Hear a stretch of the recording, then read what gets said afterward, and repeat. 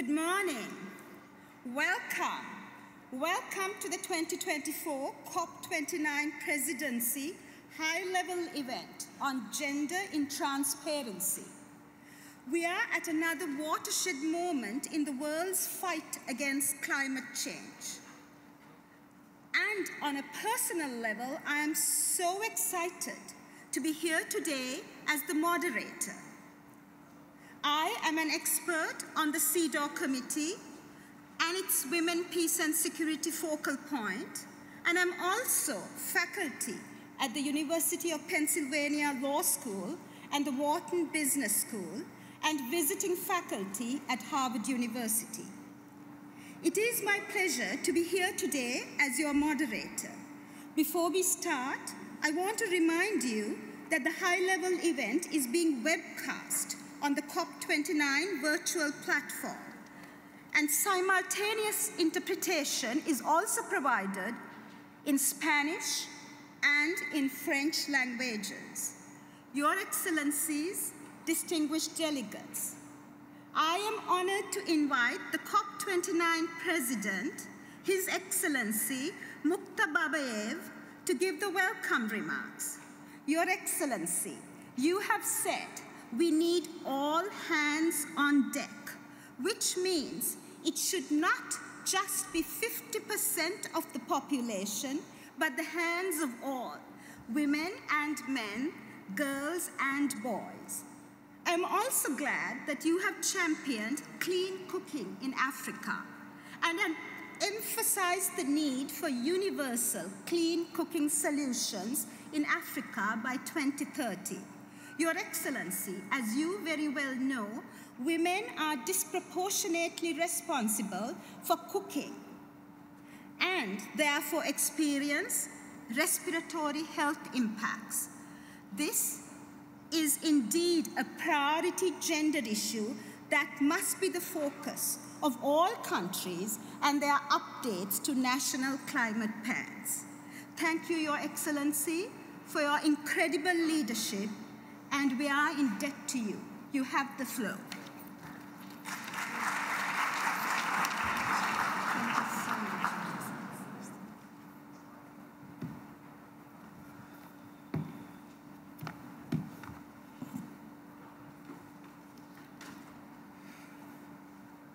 Excellencies, distinguished delegates, ladies and gentlemen, dear friends, it is both the privilege and responsibility to open this important session on gender in transparency. Today is a thematic day of COP29 dedicated to gender equality. This day serves as a global reminder that gender equality is not only a fundamental human right, but a cornerstone of the effective and equitable climate action. The impacts of climate change, as we know, are not neutral. They deepen existing inequalities, including those based on gender. Women and girls are particularly vulnerable. The connected climate and biodiversity crisis risk pushing millions into poverty and causing food insecurity. Women and girls are also at the forefront of solutions, demonstrating resilience, innovation, and leadership in addressing climate challenges. This makes it vital to recognize and appreciate the role of women, not just as climate actors, but as the heart of our societies, our mothers, sisters, and daughters. Their voices and contributions shape the foundation of our communities and must be central to our vision for a sustainable future. Since the establishment of the Lima Work Programme on Gender and its Gender Action Plan, we have made good progress.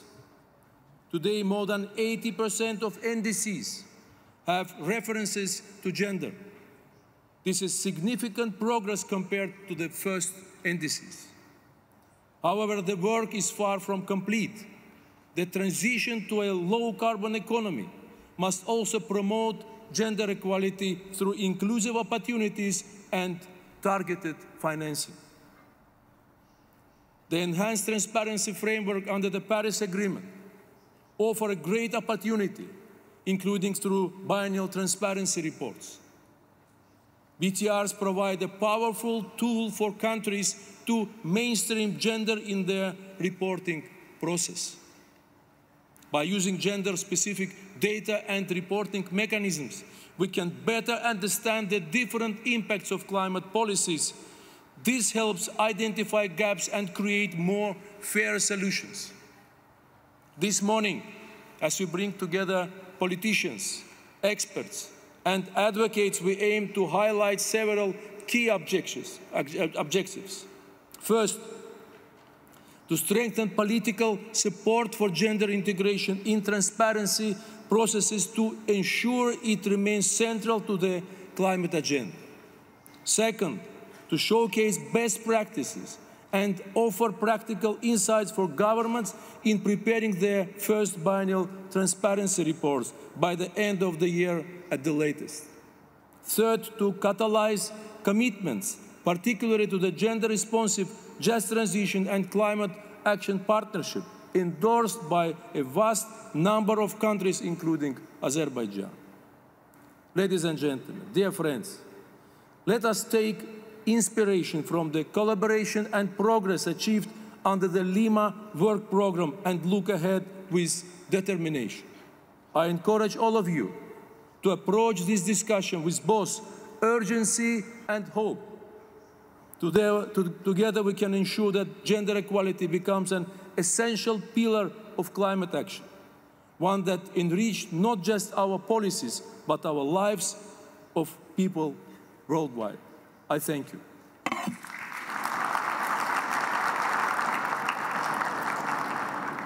Thank you very much, Your Excellency, and especially our great thanks for emphasizing that today's high-level event is indeed a human rights imperative.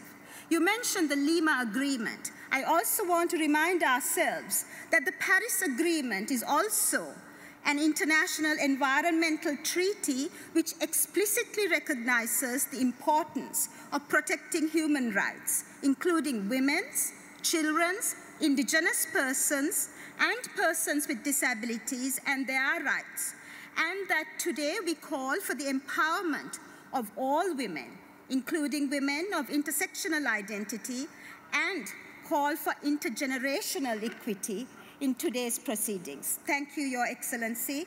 That was important, and we thank you for pointing us to the way ahead.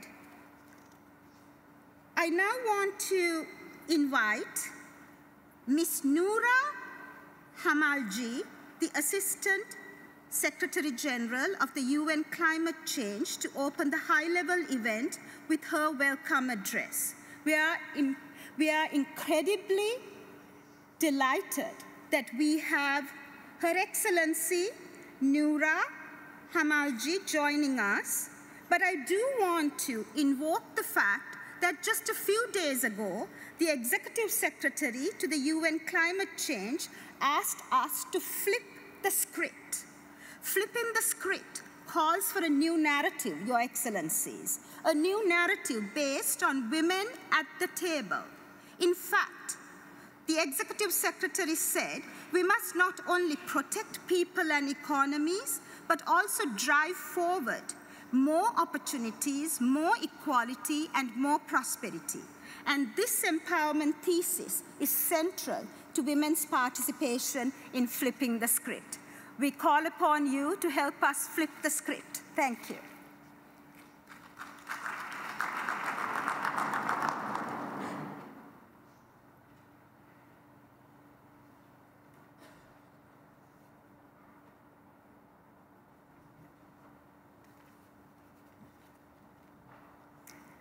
Excellencies, dear friends, it is wonderful to see so many of you gathered to engage in these important discussions. COP29 is coming to a head. The news is now largely focused on the crucial question of climate finance. More finance is the only way we can enable climate action to grow from incremental to exponential. But more is not enough. This funding must also empower every single person to act, lowering emissions and adapting their communities, building resilience. For this funding to have the greatest impact possible, every person must have the power to act for themselves, to act for their communities, and to act for the planet. That is why we are here today, standing up for the right of every person. Because we know from an overwhelming number of studies that inclusive governance leads to better climate outcomes. Because a gender-responsive approach isn't just the right thing to do, it is in fact the smart thing to do.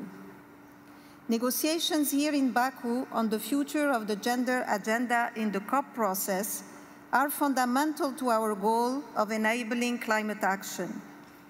They build the crucial step we've taken together since the adoption of the Lima Work Programme at COP20, which promotes gender-responsive climate action, both in decision-making and in concrete measures on the ground. This work shows the importance of scalable, of replicable good practice, especially because solid evidence is key for finding investment, an investment that we badly need. So many communities have seen the impact of the work women can do when their voice is heard, when they have the means and the power to act, to focus on the challenges they see, but also on the challenges they feel. This is a force for good that we must not neglect. And now is precisely the time to double down on gathering evidence and increasing investment. By the end of this year, every country in the world must submit their biennial transparency report, as the COP president just mentioned and recalled to all of us. The evidence these reports provide is a crucial enabling tool for better governance, for better policies, and more targeted funding. By breaking down data by gender, they can point to opportunities we cannot afford to miss. Supporting people to realize their potential to the fullest, identifying efficiencies, but most importantly, identifying opportunities. These lessons must be learned and then embedded in national plans and policies, especially the new NDCs and the National Adaptation Plan, the NAPs. Over the next few hours, you will reflect on how transparency can be a powerful tool, one that fosters understanding and accountability, and most importantly, one that can foster gender-responsive climate action. Let these talks be yet another push for justice, another push for equity, and another push for fairness, because we need each and every person to be empowered to act. I thank you.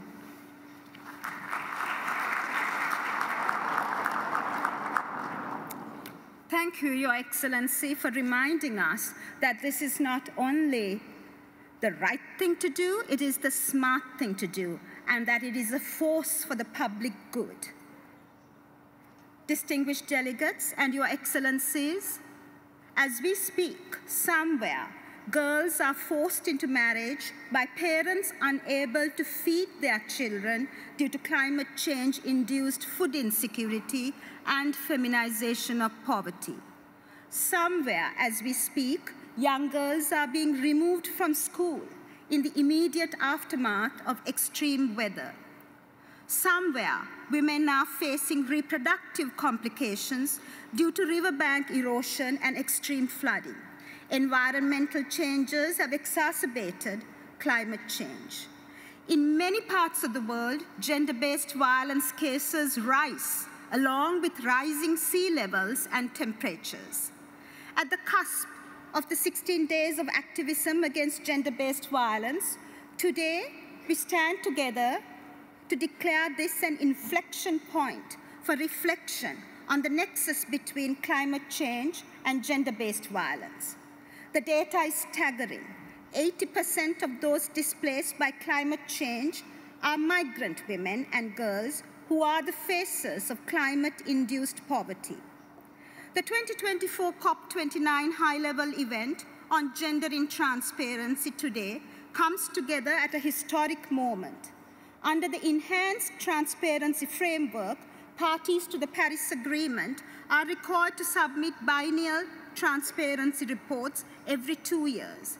And as countries prepare to submit their first PTRs in 2024, in December of this year, this is an opportunity to reflect on how the transparency framework can be leveraged to advance accountability under gender-responsive climate action and the Convention on the Elimination of Discrimination Against Women through the reporting on policies and measures and NDC implementation. In this context, Your Excellencies, I want to draw your attention to the Convention, the CEDAW Convention's General Recommendation number 37 on the gender-related dimensions of climate change and disaster management. This, Your Excellencies, is the most significant international norm on the correlation between climate change and gender inequality, including gender-based violence. It is also the seminal international norm that holds states accountable to the disproportionate impact of climate change on women and girls. And in line with general recommendation of the Convention on the Elimination of Discrimination Against Women's GR 39, we must recognize the disproportionate impact that climate change has on indigenous women and girls and engage traditional ecological knowledge of First Nations.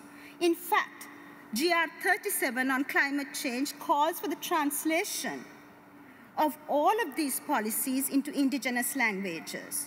And moreover, our most recent General Recommendation 40 locates women in parity positions as leaders and decision makers in the decision making in climate adaptation, mitigation, and in climate litigation. And then finally, the Secretary General, the United Nations Secretary General, has referred to climate change in his Agenda for Peace as an existential crisis. Despite this, climate change integration within the WPS framework, the Women, Peace and Security framework, remains weak. The Women, Peace and Security Agenda mentions climate change just once in UN Security Council Resolution 2242 in 2015. We have to correct that. We have to ensure that climate change and gender is writ large across the 1325 agenda, across the Women, Peace and Security agenda as an imperative that is non-derogable and inalienable. Your Excellencies and distinguished delegates, we have one more speaker who will be joining us on behalf of the UN Women Executive Director, and I call upon you, Your Excellency, the Under-Secretary General, to join us to make your comments. Thank you.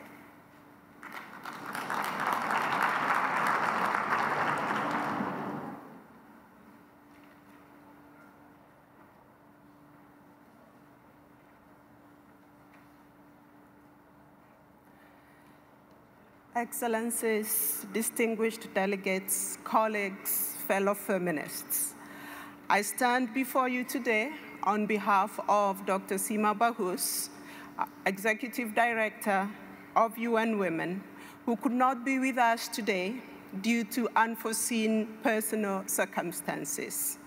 She sends you greetings and energy for the remaining part of COP29. My name is Dr. Jemima Njuki, and I'm the Chief for Economic Empowerment at UN Women. And what a joy to be addressing this gathering today. I want to start by thanking the COP presidency and our colleagues at the UNFCCC Secretariat for their close partnership and making this high-level event take place at this year's COP29 Gender Day. While COP29 has been branded the COP of climate finance, it is also equally important as the COP of transparency and the COP that is deciding how we realize the rights of women and girls through the UNFCCC process with the review of the enhanced Lima Work Program on Gender and its Gender Action Plan. For UN Women and many movements for gender equality represented here in Baku, these processes cannot be agreed upon in isolation of each other. Therefore, we have an unparalleled opportunity for this COP to interrogate whether national accountability on commitment made on climate goals and targets, including on climate finance, address the needs of women and girls in all their diversity everywhere. And women who are at the forefront of climate action must therefore be reflected in the biennial transparency reports that this COP has been discussing. The disproportionate impacts of climate change on women and girls, often unrecognized and unquantified, are staggering. For example, women and girls in sub-Saharan Africa are spending over 200 million hours per day on water collection, more than 3 times that of men and boys, and at longer and longer distances due to climate change. And day in and day out, we see the immense bravery of women environmental human rights defenders who champion sustainability and justice, yet face such acute risks and realities of gender-based violence, harassment, and even death. And we have the numbers to back up these voices. Our own projections tell us that under a worst-case climate scenario, by 2050, climate change could push more than 158 million more women and girls into poverty and exacerbate food insecurity for 236 million more women and girls. And these statistics are not just mere numbers. They represent lives upended and futures jeopardized. They represent potential cut short for far too many women and girls and their communities. I want to say we have made a lot of progress. Roughly 4 in 5 parties to the UNFCCC mention gender equality in their nationally determined contributions. It, however, remains unclear whether the associated policies, budgets, and implementation plans are gender responsive, and the impacts on women's and girls' resilience are largely unknown. All the data we have and all the voices we hear tell us the same thing, that climate action must be feminist.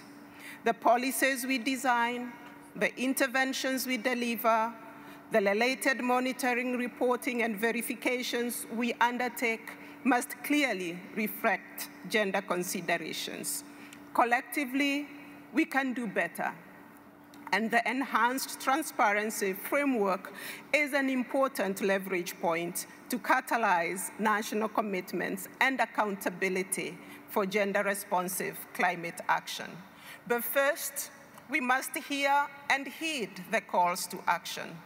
Just last year at COP28, many of you issued a call to action at the Gender and Environment Data Conference that UN Women co-organized with the Gender and Environment Data Alliance.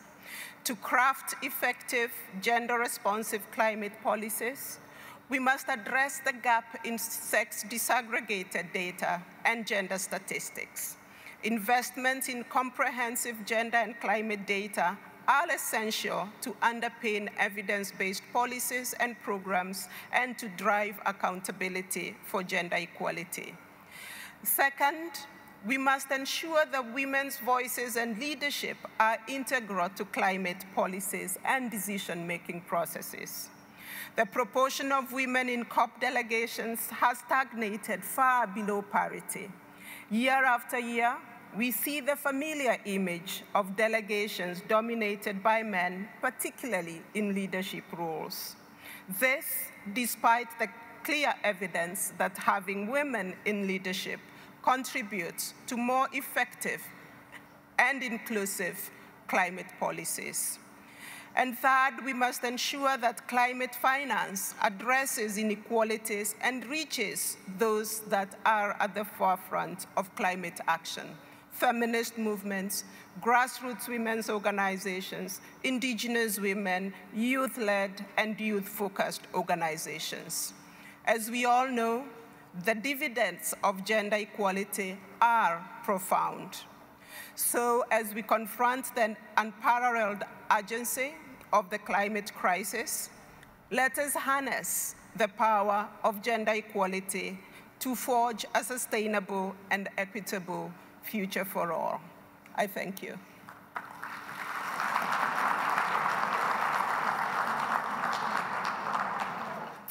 Thank you, Dr. Jemima Njuki, Chief of Economic Empowerment, UN Women. Thank you for your wise words, but for also harnessing the voice of Her Excellency Seema Bahous. Dr. Njuki, I also wanted to invoke another great woman of Kenya, Her Excellency Wangari Maathai, the late Wangari Maathai, who won the Nobel Peace Prize for her work on the Green Belt movement. And she reminded us that in every generation there comes a time to rise to a new level of leadership to address the great challenges of our time. And the great challenge of our time is the inclusion of women and leaders and as agents of change. So with that, we have another great keynote speaker, but I do want to take a break in order for us to enjoy the role of the arts in addressing human rights challenges. Distinguished delegates, Your Excellencies, as you know, art transcends cultural and linguistic barriers and is an important connective tissue for humanity. And today we come together to honor the art and the artists of our host country and its rich cultural heritage and the majesty of its epics. I would now like to welcome to the stage a group of artists to present a performance that they have called Air, Fire, Water, Earth, and Humanity. What a powerful name for a powerful group of artists. And today, as we celebrate the art and the artists from our host country, I want to remind us that art is a testament of the human spirit. And the human spirit can only prevail, can only endure with art and the role of climate justice. Thank you very much.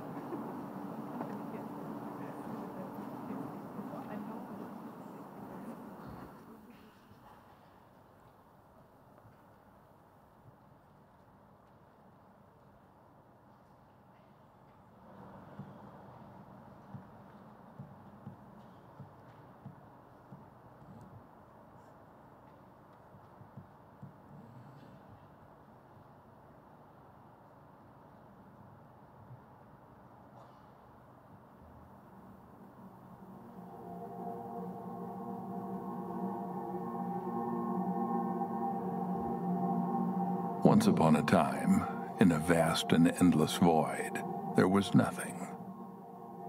There was just dense and deep darkness. But within that darkness lay a hidden force, a power that marked the beginning of everything. This force sought to find its place with great stillness. One day, it decided to fulfill its natural purpose.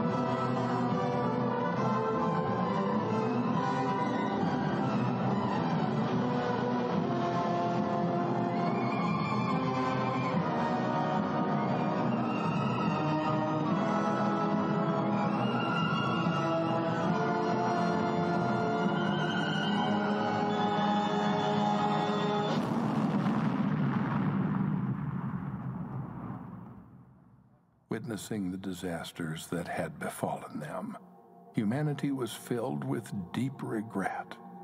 In a world where everything was once destroyed, humanity realized once again that it was a part of nature and needed to act to protect it. Nature regained its harmony and order, and humans learned to live in peace with it. Life was reborn with the love once lost and renewed respect for nature.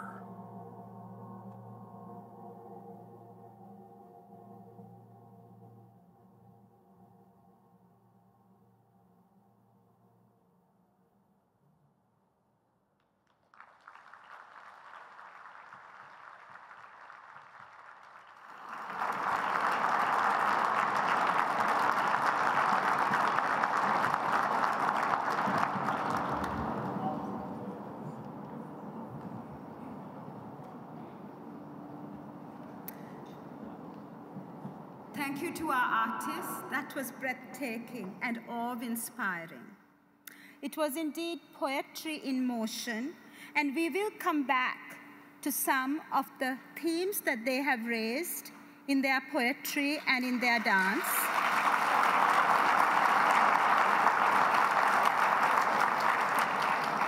We will come back to the themes of the nexus between conflict and climate and the feminization of poverty at a later stage in this discussion. And now I would like to welcome our second keynote speaker, Ms. Baha Muradova. Ms. Muradova, the floor is yours.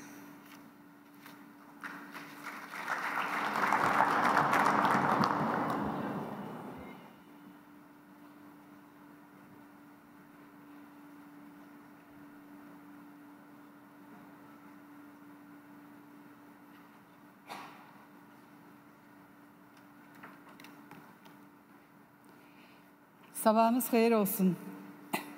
Hörmətli qonaqlar, iştirakçılar, BMT qurumlarının və Azərbaycan tərəfinin, dünya ölkələrinin burada olan nümayəndə heyətlərinin yüksək rəsmiləri. Hamınızı Azərbaycan dilində salamlamaq istədim. Xüsusilə bu nömrədən sonra ona laqeyd qalmaq, onun haqqında fikir bildirməmək doğru olmazdı. Və biz hamımız şahidi olduq ki, bizim yüksək tribunalarda, müzakirə və konferanslarda siyasi, hüquqi, sosial dildə söylədiyimiz fikirlər, etdiyimiz çıxışlar bu kiçik qrupun timsalında qısa bir müddət ərzində incəsənətin və mədəniyyətin dili ilə hər birimizin anlayacağımız şəkildə söylənildi. Və mən onlara öz dərin təşəkkürümü bildirirəm və yaradıcılıqlarında uğurlar arzulayıram. Və arzu edirəm ki, bizim insan dilində qavradığımız həqiqətlər sonraki fəaliyyətimizdə bizim fəaliyyət planlarına daxil olsun. İndi isə çıxışıma keçirəm. Esteemed guests, ladies and gentlemen, today the climate change and natural disasters impacting our world, along with other global environmental issues, present risk to the future humanity. It is necessary for countries and the international community to unite their efforts at all levels to emerge from this situation with minimal damage. Azerbaijan has developed a necessary legislative framework focused on environmental protection, enabling the country to meet its commitments through various programs. We have established institutional mechanisms and a favorable investment environment. The core principles of COP activities also emphasizing inclusivity and gender equality.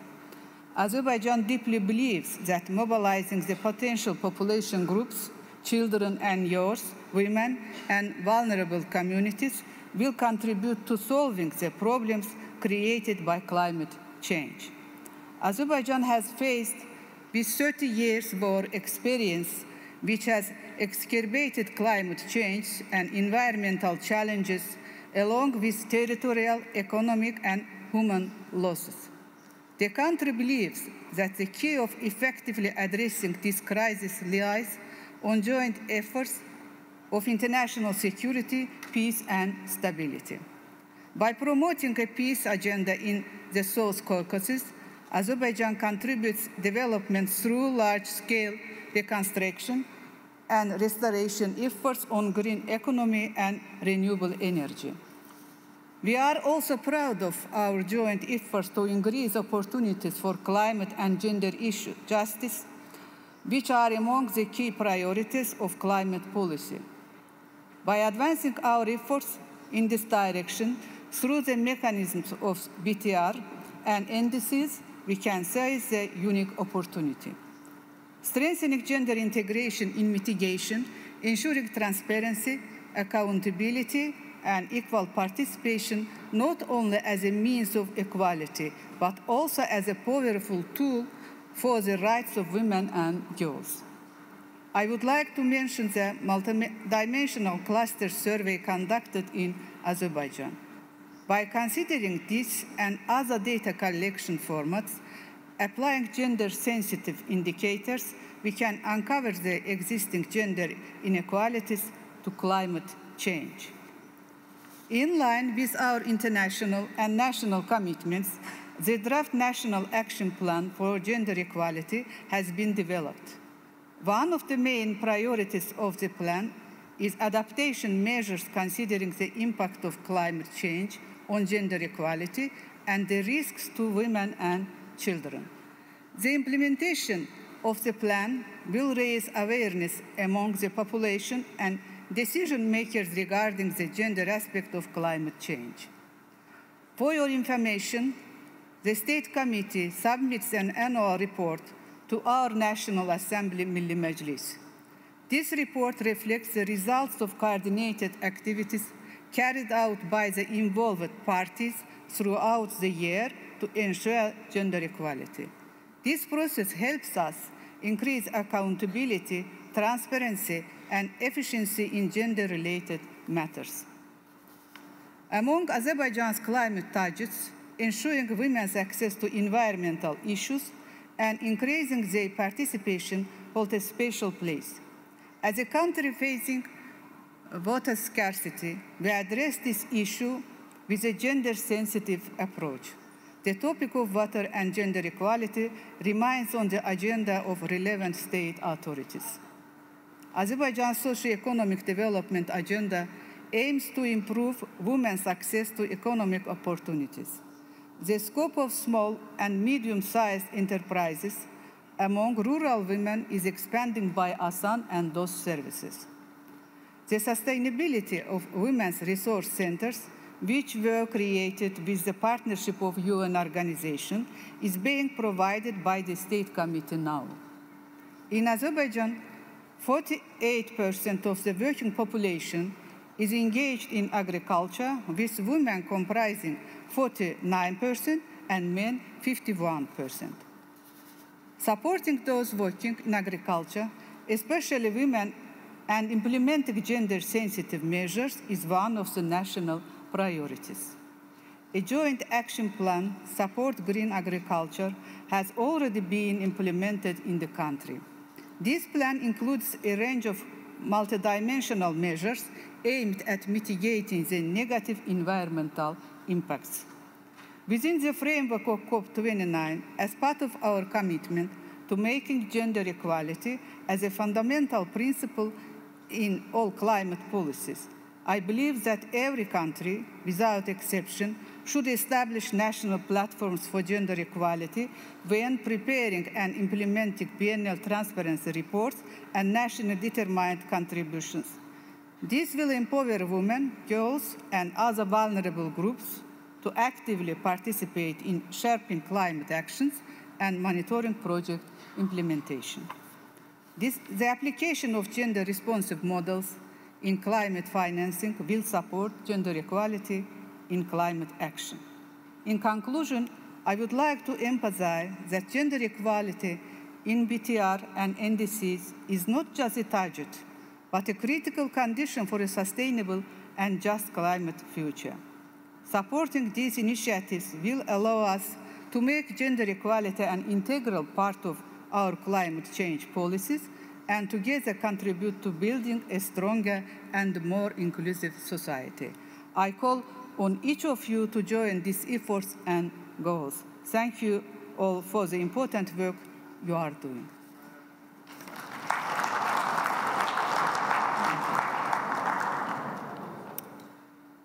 Your Excellency Bahar Mardova, Chairperson of the State Committee for Family, Women and Children Affairs of the Republic of Azerbaijan, we not only thank you for playing the role of host of COP29, but also making those commitments on behalf of your government. The promise of this high-level panel, as well as COP29, is the high-level commitments from governments. And you just made that commitment by dedicating your government's support to gender equality as a fundamental pillar of climate action. You have thereby set the stage for other governments to follow in that commitment that you made today. So that pledge that you have made before this high-level event at COP29 is the call to action for all governments. Thank you, Your Excellency, for setting the stage and for setting the stage and the bar high for other governments. And we hope that that promise will also include women as leaders and agents of change, and that the commitments will prevent reinforcing traditional stereotypes of gender roles in climate action, and that there is a greater statewide understanding of the disproportionate and the differential impacts of climate change and disasters on women, and the ways in which gender-sensitive indicators for response assessment must be included in the NDCs. And with this important scene setting by the government of Azerbaijan, we now move on to the next segment of our event, and that calls us for a panel discussion. And I would like to call our panelists to please join us on the stage. Mr. Marcos Athies Neto, Assistant Administrator and Director for Bureau for Policy and Program Support at UNDP. Mr. Enrique Ochoa, Undersecretary for Multilateral Affairs and Human Rights, Mexico. And His Excellency, and Her Excellency, Ms. Razan Al Mubarak, UN Climate Change High-Level Champion for COP28.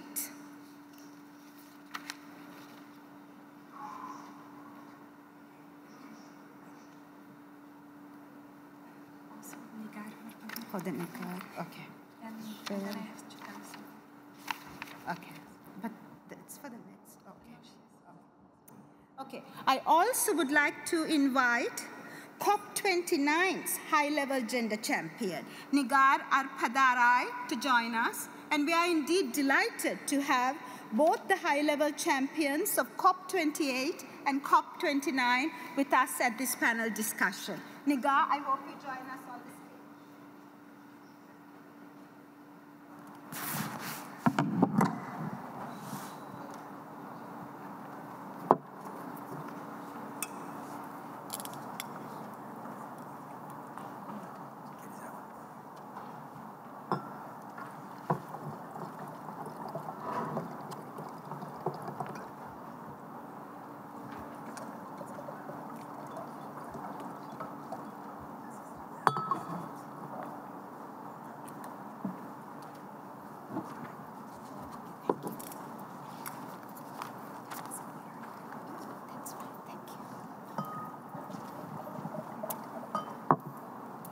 It's wonderful to have you all with us on stage, and it's great to have two women champions from COP28 and COP29 with us.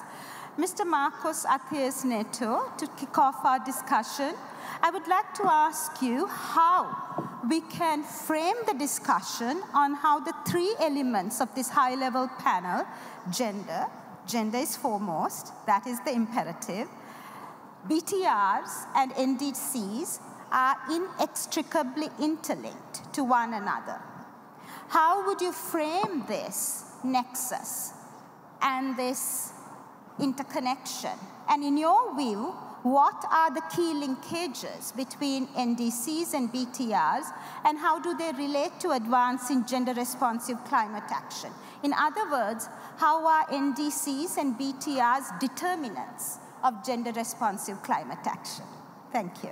Thank you very much. It's a pleasure to be here.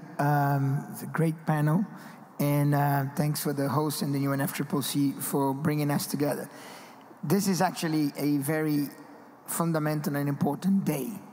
Not only is Gender Day, it's also Indigenous Peoples Day.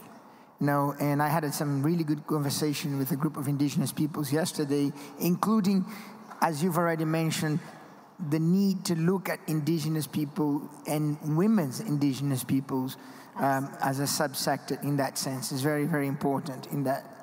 Now, as we move forward to creating the NDC's 3.0 generation to be present at COP30, it is really fundamentally important that we build those documents and those policy statements by governments with the gender lenses. It's great, as has already been mentioned, that the current generation of NDCs, at least we, as the United Nations Development Programme, through our Climate Promise, have supported 128 governments in preparing the current NDCs, right? And 96% of those governments have incorporated gender considerations into the NDCs. So we are in a much better position than the first generation, but more needs to be done. And that is where the connections with the biennial transparency reports, the BTORs, becomes very important, because they are a feedback loop, right? The BTORs let us see the current progress on the NDCs. So if 96% had gender considerations in them, what are we seeing in light? What are we seeing in light of the BTORs as a feedback loop? How much progress have we seen on the gender aspects? And then the results of BTORs feed directly into the next generation of NDCs. So that, for me, is where the connections between the two extremely important to secure gender lenses and an equitable, not only from the point of view of securing women's voices in the preparations of those documents. One of the things we've learned from the current round of NDCs is the more inclusive they are, the more ambitious they are. Inclusivity is direct link to result in ambitions of climate policy. And inclusivity is fundamental from women's point of view, right? So I think that's another element which is very important on that. I'll stop here for now. Thank you, Mr. Neto. I love the ways in which you frame this issue as a first generation and second generation issue. I would like to raise the ambition to a level of the third generation. And you alluded to that, Mr. Neto, following up on what I had addressed, the rights of indigenous women. And I think the third generation issues should look at intersectionality. Women and women with disabilities, indigenous women, women of sexual identity, different sexual identities, but also rural women, women of the elder women, widowed women, and women who are most vulnerable to climate change and climate crisis. So on that issue, Mr. Neto, I would like to thank you for really framing this as a first generation, second generation, and now I'm raising this to a level of third generation. And Mr. Enrique Ochoa, I would like you to tell us some of the best practices for integrating gender and the ways in which I framed it in a third generation intersectional gender into BTRs. And in this context, what is Mexico doing to integrate gender and intersectional identities into climate plans, including the rights of women who are indigenous and who are First Nation? Muchas gracias. Y primero que nada quisiera agradecer al Secretariado de la Convención de Cambio Climático, por esta invitación. Y evidentemente México reconoce, quizás esto es lo obvio, el papel fundamental que representan las mujeres, las jóvenes, las niñas, como lo mencionaba, personas de minorías sexuales, igualmente mujeres indígenas en toda su diversidad, como líderes y agentes de cambio ante la crisis climática. Y primero que nada me gustaría también decir lo orgulloso que me siento de estar representando por primera vez al gobierno mexicano liderado por una presidenta mujer. Como saben, hace poco se llevó a cabo la cumbre del G20 en Brasil y la presidenta Claudia Sheinbaum era la única presidenta mujer líder en ese grupo de países tan importante. Y en ese sentido, y hablando justamente de cambio climático, quisiera aprovechar para recordar la propuesta que fue hecha por la presidenta Sheinbaum en ese contexto, y es la propuesta de dedicar el 1% del gasto militar para la reforestación.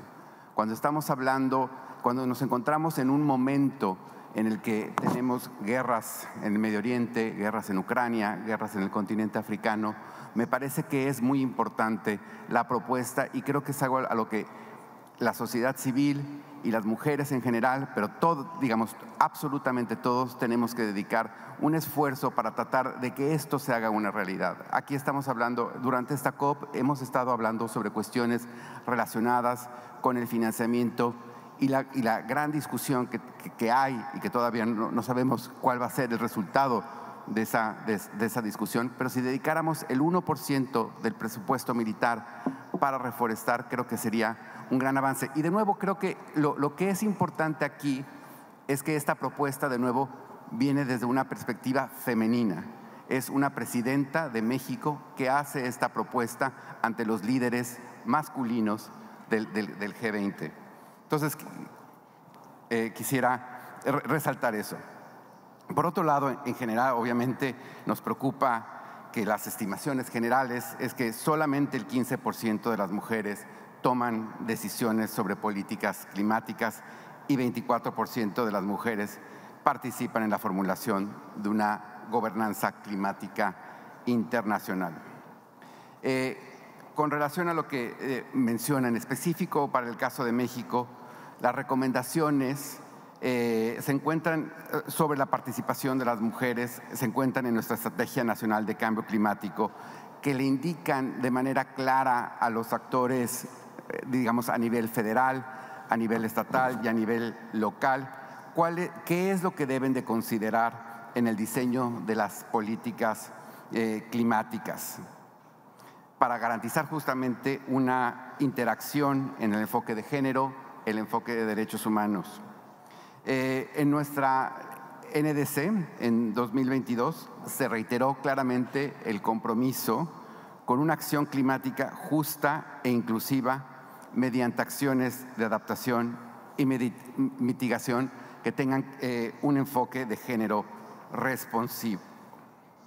En México hemos considerado las necesidades, las vulnerabilidades y los riesgos particulares que enfrentan las mujeres por el cambio climático, las cuales se ven exacerbadas por desigualdades históricas. Como ustedes saben, México es aún un país machista y las mujeres enfrentan problemas estructurales. Hemos también intentado atender los desafíos existentes para garantizar la protección de los derechos humanos, sobre todo de aquellas mujeres que, afectadas por el cambio climático, tienen que desplazarse por motivos climáticos, o aquellas que ponen en riesgo su integridad y su vida al querer acceder a recursos tan importantes como el agua o por ser defensoras del medio ambiente. Simplemente decir que nuestro objetivo con el programa de trabajo que estamos desarrollando es formular recomendaciones y acciones para garantizar la perspectiva de género en iniciativas locales, nacionales y de adaptación. sorry, Mr. Ochoa, we will come back to you. I want to now call upon our two gender champions to reflect on their own journey and share with us some of the key levers that you believe can make a significant impact in promoting gender equality within our shared climate goals. But in sharing those goals, I want you to reflect on the ways in which a new generation of climate champions can make a significant impact on the future and as the next generation of climate champions. So I'm going to start with Her Excellency Ms. Razan, and then go on to Her Excellency Ms. Nigar. Yes. Thank you very much. Ladies and gentlemen, let's just get one thing straight. We will not achieve a just transition by excluding half of the world's population. The inclusion of women cannot also be ornamental. It is fundamental. And there are three key levers that we as a global community need to ensure women on the front line get.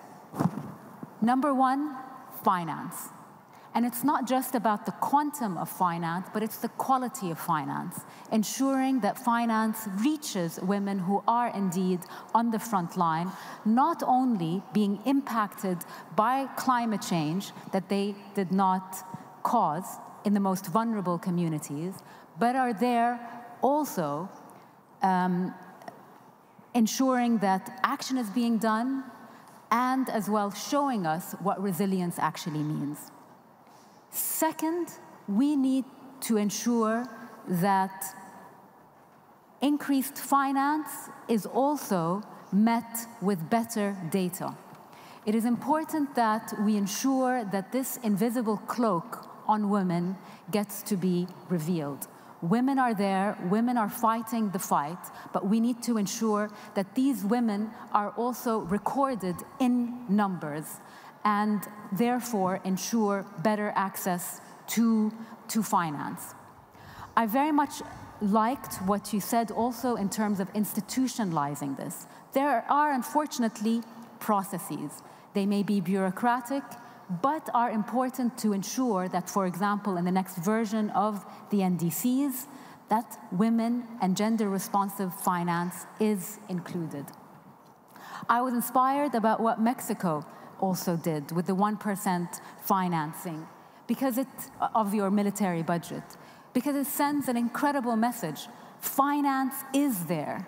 It is about redirecting finance flows to what actually matters and what can address the climate challenges.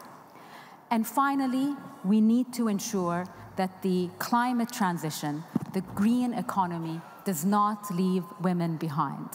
Women need to be part of the labor, part of the workforce, and have access to decent work. Thank you, Razan, for that very powerful message. And as I said at the very beginning, I wanted to thank the presidency for sharing the message that we need all hands on deck. And all hands on deck means not just 50% of the population, but 100% of the population in the world. And I also wanted to build upon climate financing. But climate financing also includes philanthropic funding and support for girls and women and their environmental activism. And research shows that only 3% of philanthropic environmental funding supports girls and women's environmental activism. So there is a clear gender bias in the philanthropic funding for women and girls. So that also needs to be calculated in climate finance. So I'm going to now turn to Ms. Razan for you to build on what, I want to now turn to Ms. Nigar to build on what Razan just shared with us. Thank you. Thank you so much. Well, I think Razan has put it in a very sharp way. I can only reconfirm what you said, Razan, because climate change exacerbates inequalities, that's for sure. Like we have vulnerable communities and women are vulnerable. And even as per statistics, 80% of people displaced as a result of climate change are women, actually. This shows women and children. So basically, even when we speak about NDCs and the commitments that governments will be taking, all those NDCs will be implemented by private sector, by the rest of communities. So I'm a big proponent of bringing private sector on board. And when we speak about private sector, so how are women entrepreneurs being involved and engaged? Because even when we speak about like SMEs, for example, that I was raising this issue quite a lot during this quite months, but 40% of SMEs are owned by women. So it's a matter of inclusivity when we engage them. And also, what are the barriers for women? It's clearly finance. Razan, you mentioned that in a very sharp way, but we also need to think about how are we making women financially independent. So this is where education comes to the board. It's capacity building, it's data, obviously, capacity building. We need to equip women with necessary skills. These are also the policy framework. So how are we creating mechanisms for our women to be able to be on a decision-making positions, in the leadership positions, being there for entrepreneurship, being in business, and being also in corporate sector. So there are a number of things we need to make awareness campaigns to be able to overcome this issue. So the main barriers that I see, it's the finance, obviously, capacity building, lacking access to resources, and also, you know, the societal norms that are still there in many parts of the world. They are still there. It's always more complicated for women to go to a bank and take a credit, for example, to start up her business. So there are many things that needs to be understood, but obviously policies should be there to help and support these inequalities. Absolutely. To overcome these inequalities. Absolutely. Thank you, Nigar, for sharing with us the role of the private sector, because it is important that the Convention on the Elimination of Discrimination Against Women is read together with the guiding principles on business and human rights. And what you have underscored is the role of the private sector, including ESG, environment, social, and governance. And ESG, along with corporate social responsibility, is the new lingua franca to hold accountable the private sector for good governance and for accountability under the ESG principles. So I do hope that your message really gets carried forward and becomes a call to action. I want to now turn to our first speaker, and I want to have him maybe help end this discussion by final words on what I think we are yet to discuss, climate litigation. There is a spate of climate litigation around the world, and many cases involve women plaintiffs. Women are now in the forefront of climate litigation. You can touch on that if you so choose to. If not, please take us back to how we can use good institutions. As you know, it was discussed here, our structures are important, and right now what we see is that even though the BTRs are due next month, only 3 countries are yet to submit their reports. So how can we really accelerate this work and really strengthen the structures that help govern us? Thank you. Thank you. Let me be very briefly, based on our own experience as UNDP in supporting 36 countries in developing the BTRs and 20 countries on strengthening the entire transparency framework, countries as varied as Georgia, India, Brazil, Tunisia. 3 points. 1, governance and policy coherence. I think Razan mentioned it's important it's kind of boring, but it's important to institutionalize and strengthen institution and legal frameworks that are behind the BTRs and the NDCs, so gender issues are mainstream in that sense. Second, inclusive planning. I've mentioned before that we know that ambitions of the NDCs comes from inclusivity. Now we need to embed gender equality early into the BTR processes. We need to get cross-ministerial whole of government, so data that sometimes is in one ministry can all show up in those processes. And third, capacity building. Now, it is yet, unfortunately, that in today's world, we need to provide capacity building training for policymakers on integrating genders on policy processes. I wish we were far beyond that, but we still need to provide specifically capacity building on that element. Just to conclude it, I think the BTRs, and we are already starting to see, for example, the Panama BTR has this gender inclusion on fisheries and agriculture. But we need to make this, and I urge governments to put gender in the BTRs and the NDCs, absolutely, because without gender, we will fail on climate action and we will fail on the SDGs. No target of SDG 5, which is gender and women's empowerment, has been achieved. And climate action and the SDGs come together when it comes to gender. Absolutely. And I am so glad that you invoked the Sustainable Development Goals. The clock is ticking for us to achieve those goals. And without the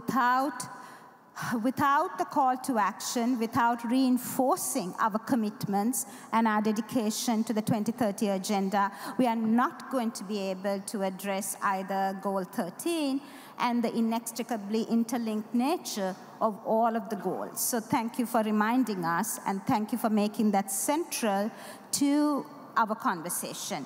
I'm now going to ask our distinguished panelists to reclaim their seats back in the audience, and I'm going to call upon a group of distinguished speakers to join me for a fireside chat.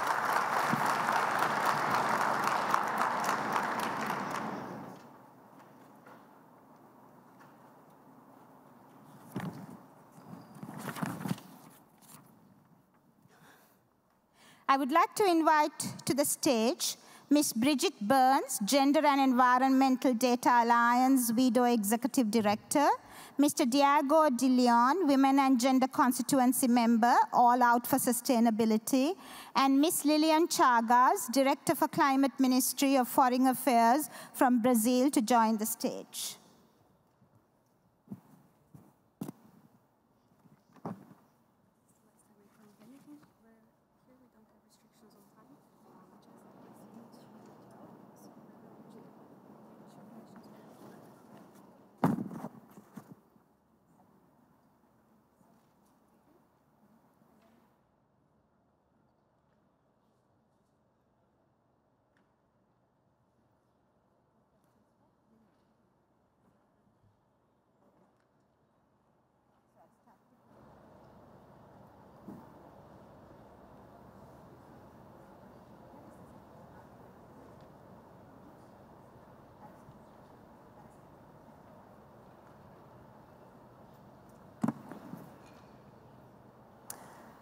This is going to be such a powerful fireside chat, and I'm going to start with our ambassador, Ambassador Lilian Chagas. We have been discussing the importance of gender and environmental data systems, and I would like us to look at the importance of intersectionality. The previous group did reinforce the charge that I had made earlier in the day, calling for a greater awareness of gender and its intersectionality. Gender is only one axis of difference, and women are often identified by their intersectional identities, including race, ethnicity, disability, ability status, religious status, rural-urban divide, income inequality, sexual identity, and indigenous status. So it is important for us to be able to address the ways in which intersectionality takes center stage in the NDCs and other data collections. So in your country's experience, what is the importance of considering intersecting vulnerabilities, such as gender and other inextricably interlinked identities that women carry with them? Thank you. Thank you. Good morning to all. Well, intersectionality in gender means that women are not an homogeneous group. Besides the vulnerability of being women, some are even more vulnerable because of their race or ethnicity, their socioeconomic status, the place where they live, their sex orientation, their disability, among others. So for us, acknowledging intersectionality is a crucial step towards climate justice. We have around, in Brazil, more or less 50 million Black women and girls that are especially vulnerable to climate change because of the intersecting factors of vulnerability. In this context can only be understood by collection of gender disaggregated data in our transparency reports. That is why incorporating intersectionality in the gender decision at COP29 is a priority for Brazil and other parties as well. Since day one, we have been pushing for this, and we hope we'll be able, by the end of the COP, to have intersectionality in the text. It's not there yet, but the game is not over yet, so we'll keep arguing and trying to get this acknowledged. That's wonderful news, Ambassador, especially because Brazil is the home to the world's largest rainforest, the Amazon. And indigenous population and indigenous women bear the largest brunt of climate crisis because of their indigenous status, but also because their homeland is under threat by climate crisis. So Brazil's lead in this area is highly valued, and we call upon you to make that commitment today real in practice. Thank you. Ambassador, I have another question for you. You recently submitted your new NDCs. Could you comment on how you have been working to incorporate gender and the importance of gender disaggregated data in the new climate plans? Yes, producing this data, gender disaggregated data, is the only way to understand the different vulnerabilities among women, and also to design climate policies that are consequential for them. So it is crucial that in the designing of the national contributions, the NDCs, and also at the national adaptation plans, that these inequalities are addressed by using disaggregated data. In Brazil's new NDC that were presented here in Baku at COP29 last week, the NDC addresses social, racial, and gender inequalities, also advance human rights, in particular the rights of indigenous people and the traditional populations. They are part of our pursuit of climate justice, and they are addressed in the NDC. We think this is a very important element that national climate policies should be including. No.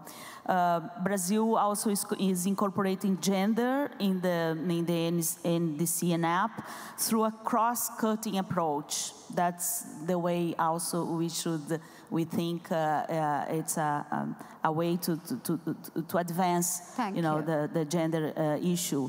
That means that our goal is to have gender mainstreamed in all of the 15 sectors in our new adaptation plan, and as well as in the 7 different sectors that will be in the mitigation, the national policies for mitigation. So gender, they will be mainstream in all those sectors. Thank you, Ambassador. And I do want to congratulate you on your approach, which is one of cross-fertilizing different issues. But in that cross-fertilization, I do want to stress that it is important for you to include in your climate plans the Convention on the Elimination of Discrimination Against Women's General Recommendation 37 on climate and disaster risk management. And my distinguished colleague, Dr. Elgun Safarov, is also here with me today, and I know that he, along with all of our colleagues on the CEDAW committee, makes this a high priority, that NDCs and national adaptation policies must include the CEDAW's Article 2 on anti-discrimination and gender equality as a priority principle in your NDCs, in your action plans, but also invoke the ways in which CEDAW's GR 37, General Recommendation 37, and its language and its goals be adopted and integrated into this cross-pollination of ideas and approaches in your national action plans. So I hope you do take that into consideration, and that is a call to action to all governments who are here with us today and those who are not here in this room. And so with that, I do want to stress the three principles, the three key pillars of GR 37, which is equality and non-discrimination. 2, the participation and empowerment model of women. And 3, the accountability under the CEDAW Convention's human rights principles, and access to justice in case of rights violations. So Bridget, Ms. Burns, I would like you to set the stage on looking at how can we introduce gender into the climate change data. Thank you. Hi, everyone. I'm really pleased to be here on behalf of the Gender and Environment Data Alliance. We were co-founded in 2021 by WEDO and IUCN alongside 15 other founding members. And we were born out of the Generation Equality Forum, where we were seeking together to develop a feminist blueprint for climate justice. And we heard across the board from advocates, practitioners, funders, and governments that lack of data was one of the most critical gaps to being able to advance equitable policy and transformative change. But we were very keen to ask what data and from whom as a key aspect of this, understanding that there was not one key data set that would unlock gender-responsive climate action, but actually the aggregation of data.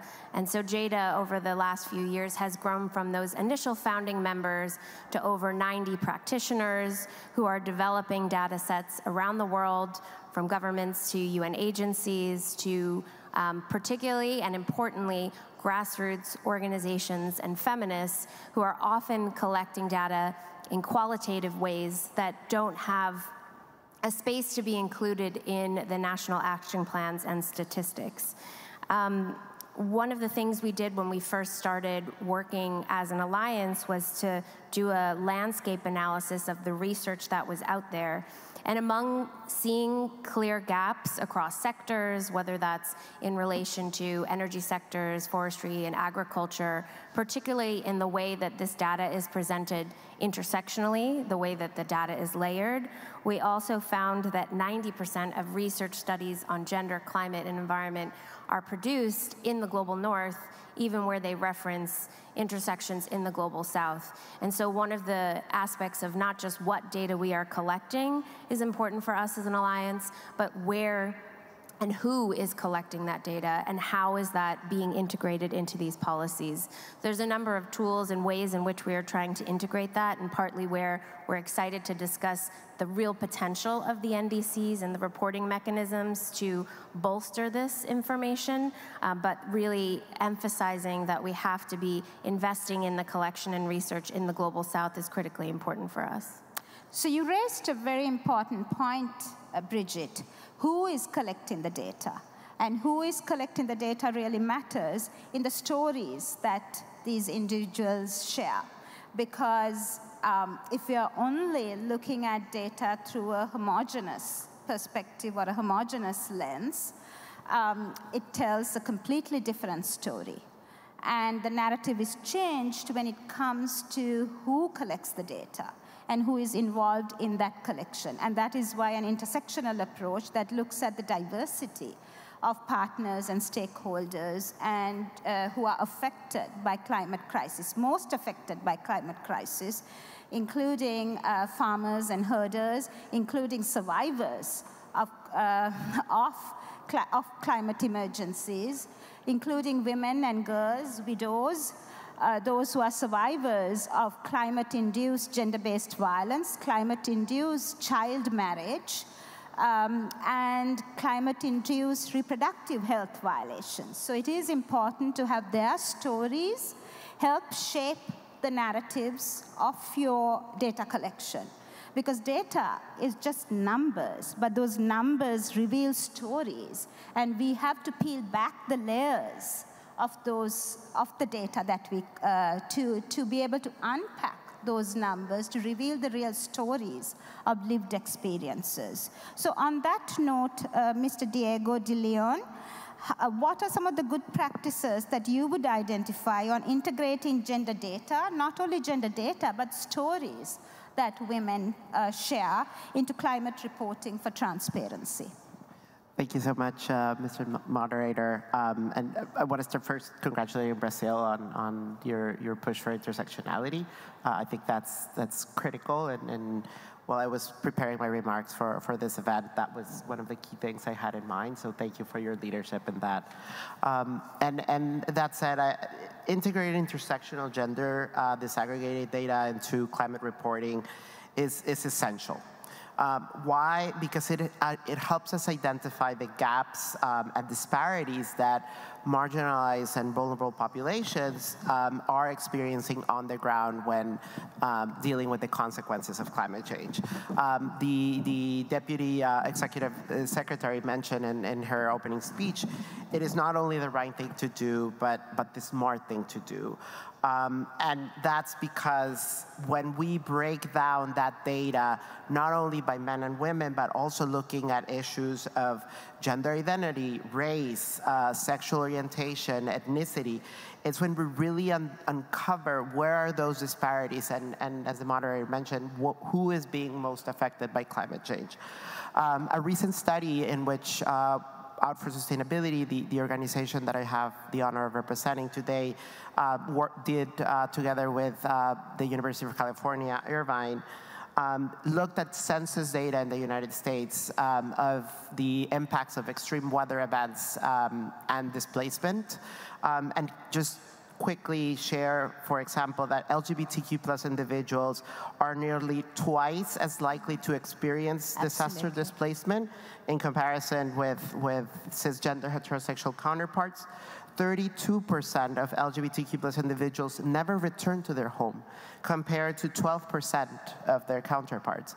And LGBTQ individuals, particularly those of African descent, are experiencing between 3.9 and 3.6 more displacement than the Caucasian counterparts.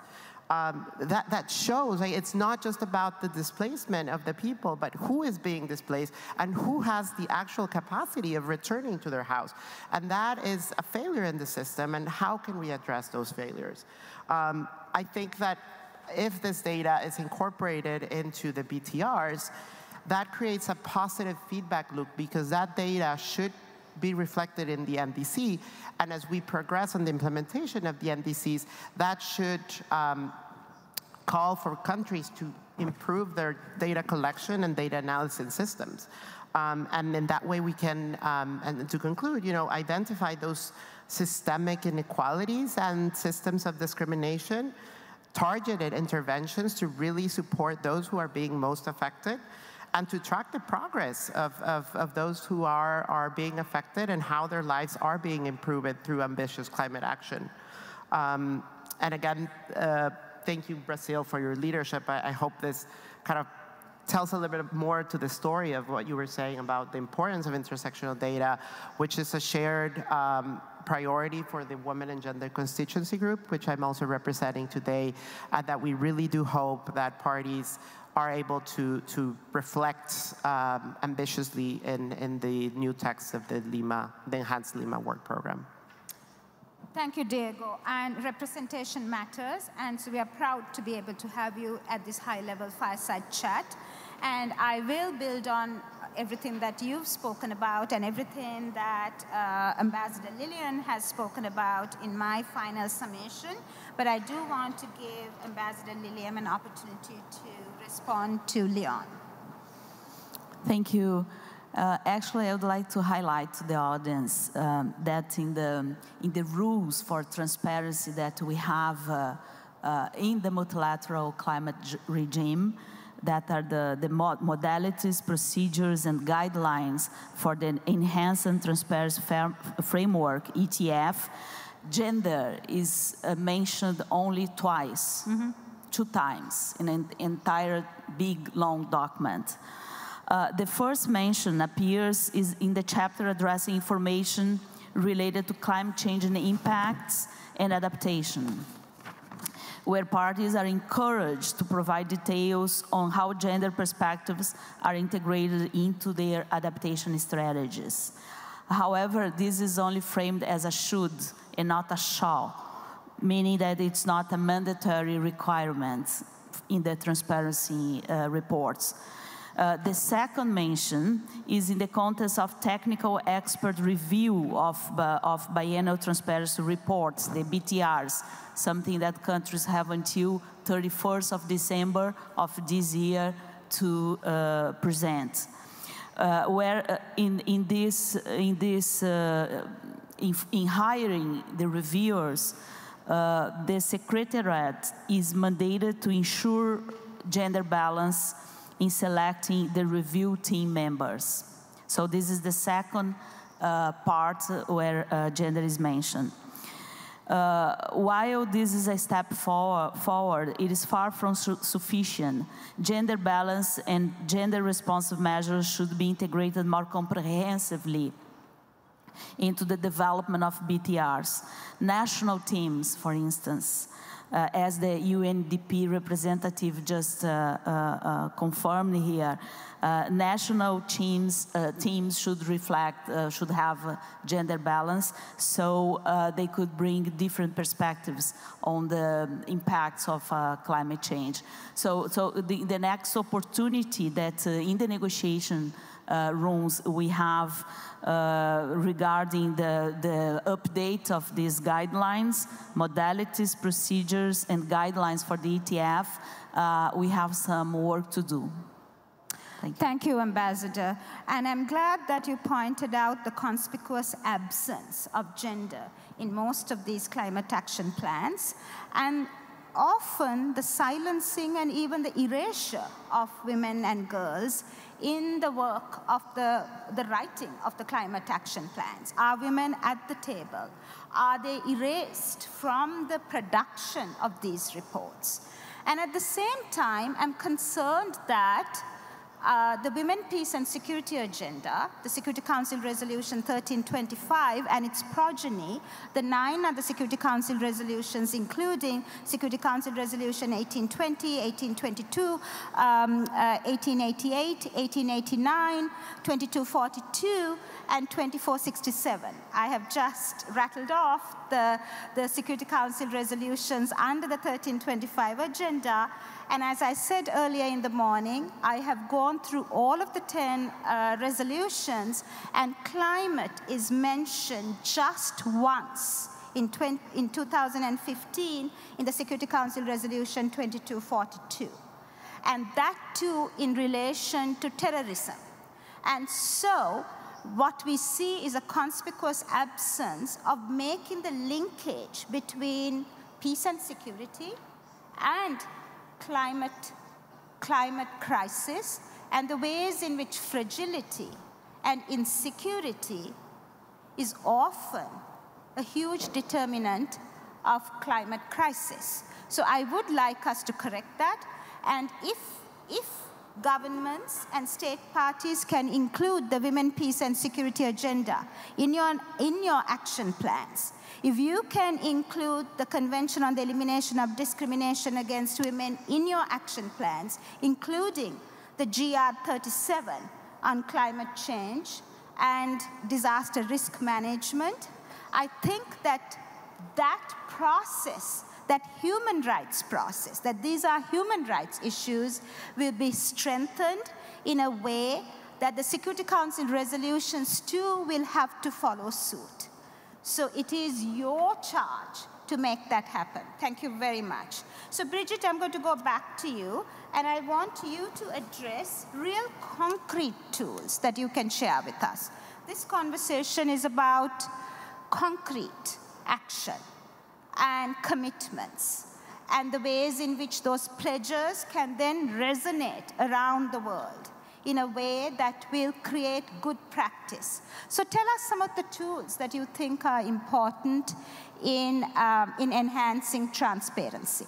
Yes, thank you. And I think that, we see transparency can really be unlocked through coherence and through understanding that the NDCs, the annual reporting, the national action plans that you've just been referring to as well, are only as good as the processes that are developed in order to develop them, essentially.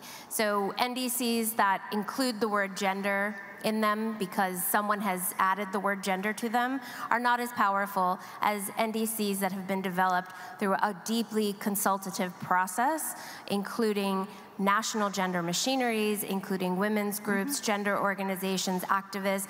This is not just a task that governments have to do, it's a massive opportunity to identify what an inclusive pathway to a just transition looks like.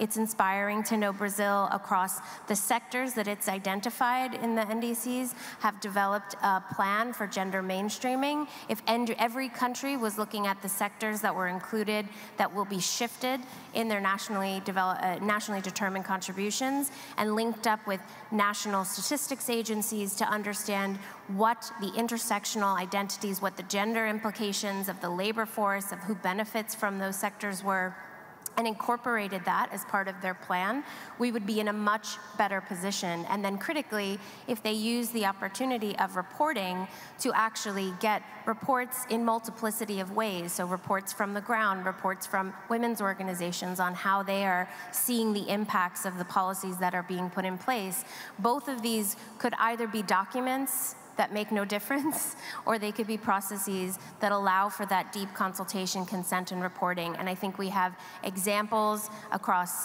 the Gender and Environment Data Alliance, our partners at UNDP, our partners at UN Women, have created tools that can help governments to do this as well.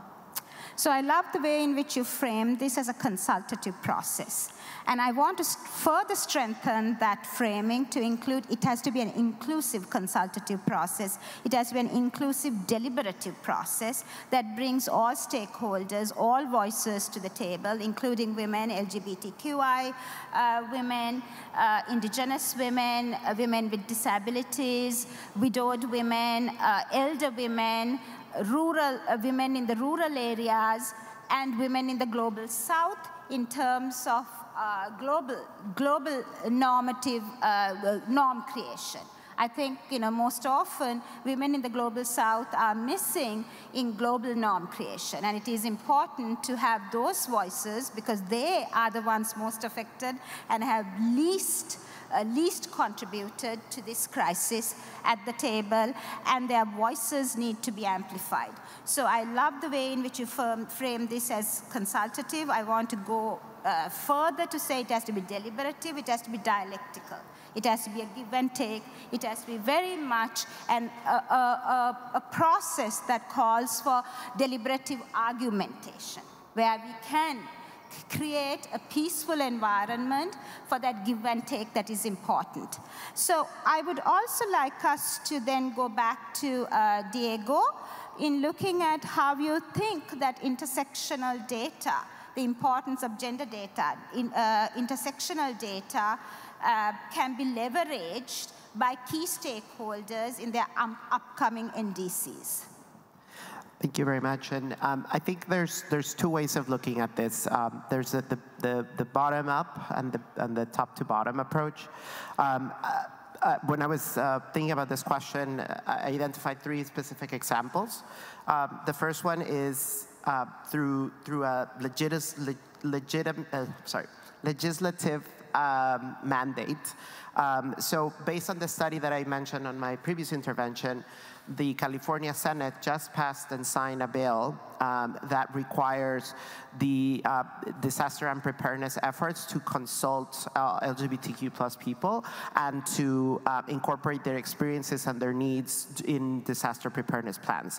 So now we as an organization, we're really waiting for the data to come in, and as this intervention happens, that data is hopefully going to help to contribute to our understanding on the differentiated impacts when addressing loss and damage.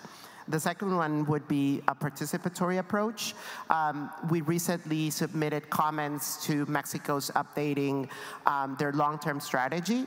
We provided very specific examples on how to incorporate the LGBTQ plus community. So now Mexico's LTS is quite inclusive, is quite equitable, and inviting the deputy minister that was here to continue these efforts and to work together with civil society on how do we actually implement this actions that have been incorporated. And then finally, the consultation process. And to your point about the Global South, the government of Australia, together with UN Women a couple of years ago, did a consultation with the Humanitarian Pride Network, and they looked at civil society organizations working across the Asia-Pacific region, particularly across island states, on how to provide more inclusive and equitable humanitarian assistance during extreme weather events. And those consultations resulted in a report, and now particularly development agencies can look at that information and see, how can we provide better support that is more inclusive. And then just to really quickly on the top to bottom, I mean, of course, even beyond the UNFCCC, having these discussions, you mentioned this CIDAO, that's very important, and there are not only recommendations on climate change, but other development issues like water, like land, that also address the needs to incorporate women and gender diverse people. The Human Rights Council, there's been a lot of progress, particularly in the last year, and on the negotiations, that guidelines on the BTRs, the guidelines on the global goal and adaptation. If we get those indicators right, if we start thinking about how are we going to measure not only gender disaggregated data, but intersectional data, that's going to give us very good adaptation measures that really address the needs of the people in the ground, in the territories. And of course, continue working on coalitions such as GEDA that bring government, civil society, and really kind of create an enabling framework that trickles down. And then the good news is there was a recent report by UNFPA together with Queen Mary University that looked at what NDCs had already incorporated not only gender, but also sexual and reproductive health rights considerations. And the reality is that there are many NDCs, particularly in the second round, that already have that considerations. So now it's not only how do we continue those on the third iteration, but how do we expand them, and particularly to Bridget's points, how do we implement that? It cannot stay at the paper level, but bring it down. Thank you, Diego. And to build on everything that you have said and everything that I have said on emphasizing the role of the CEDAW, I also want to emphasize the role of our sister human rights treaties, including the work of the Human Rights Committee, which has recognized climate refugee as a new category of refugees and asylum seekers. So it is important for us to give weight to climate refugees. And in this case, it was a case before the Human Rights Committee on a climate refugee who was fleeing the small island developing state of Kiribati to New Zealand. and he was being sent back to Kiribati, and the Human Rights Committee did in its advisory opinion define the asylum seeker as a climate refugee. So I would like to now close with several imperatives, but also sum up some of the extraordinary discussions that we've had throughout the course of this morning, but also maybe to look at what we are yet to discuss, what was not discussed, but was so powerfully, so evocatively demonstrated by the group of artists. That is the conflict climate and feminization of poverty nexus. We are yet to discuss the nexus between conflict and climate crisis. And I have organized this under 3 categories. There is climate change-enabled crisis, climate change exacerbates existing crisis and conflict, and the ways in which conflict exacerbates food insecurity, and the ways in which climate change migration impacts the feminization of poverty and gender-based violence. So today, as we speak here, we bear witness to climate change-related conflict. Water scarcity acts as a catalyst for civil strife, heightening risks of gender-based violence against women, and climate fluctuations intensify competition over scarce resources, and escalating conflicts and militia recruitment expose women and girls to sexual and other forms of violence. And I want to share just 2 examples. One, the shrinking of Lake Chad and the resulting instability in the Sahel region can be linked in no small part to the abduction of the schoolgirls in Chibok. And across the world, we see that climate-induced water scarcity amplifies farmer-herder crisis and risks of gender-based violence, particularly affecting women who are tasked with collecting water and food.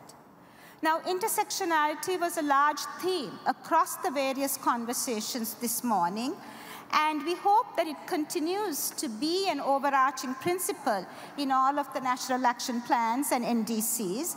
And that is why I want to stress the CEDAW's General Recommendation 37, which sounds the alarm on profound ways in which climate crisis exacerbates pre-existing gender inequalities and compound the intersecting forms of discrimination against women, and among others, women living in poverty, indigenous women, women belonging to ethnic, racial, religious, and sexual minority groups, women with disabilities, refugee and asylum-seeking women, internally displaced, stateless, and migrant women, rural women, unmarried women, adolescents, and older women who are often disproportionately affected compared with men or other women. And these are not closed categories. So what I would like now to do is to look at how women are excluded from decision-making spaces and climate change negotiations. We are yet to stress the role of women in climate change negotiations and the role that women can play in our history as environmental defenders, as well as women in political participation. And given that only less than 30% of climate negotiation bodies are women, this is a gap that needs to be immediately filled. This is a gap that needs to be rectified. And as I said before, female-led groups do not receive sufficient climate funding. Research shows that just 3% of philanthropic environmental funding supports girls' and women's environmental activism. And then finally, despite women's leadership in the grassroots climate movement, gender has yet to be adequately integrated into climate plans, policies, and strategies.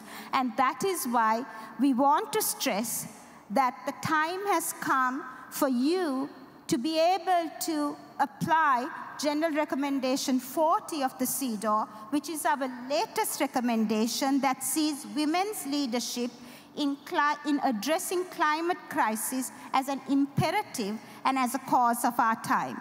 And to conclude, we have to look beyond the Paris Agreement and the Lima plan. To enhance our ambition, we must look at the gender imperatives in multilateral environmental agreements, including the Convention on Biological Diversity, the United Nations Convention to Combat Desertification, and the Ramsar Convention on Wetlands. And then finally, I do want us to look at the ways in which litigation can create a game-changing impact on climate crisis. In May of 2024, the International Tribunal for the Law of the Sea's first climate-related judgment made historic recognition that greenhouse gas emissions are a form of marine pollution. The tribunal also underscored that states have obligations under the law of the sea, which are additional to those contained in the 2015 Paris Agreement. And as you know, this case was brought before the Tribunal for the Law of the Sea by a group of small island developing states of the Pacific, and you referred to that, as well as in the Caribbean. So as you know, the window is rapidly closing to avoid the most catastrophic impacts of the global climate crisis, and the time for action is now. And in closing, I want to go back to Wangari Maathai, who was the founder of the Green Belt movement and a Nobel Peace Prize winner, when she said, and she told the world, when we plant trees, we plant the seeds of peace, and we plant the seeds of hope. And so my last words to you is one of hope, and that this discussion on gender and climate is one of peace and of planting the seeds of hope today and in the future. Thank you very much.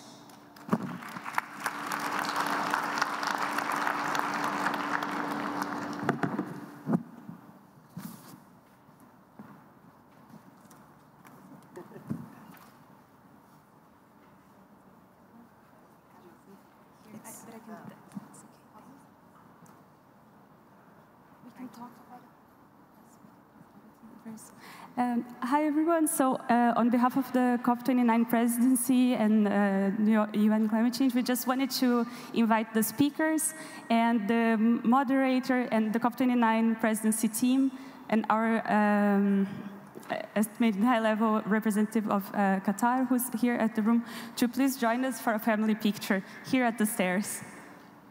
Thank you.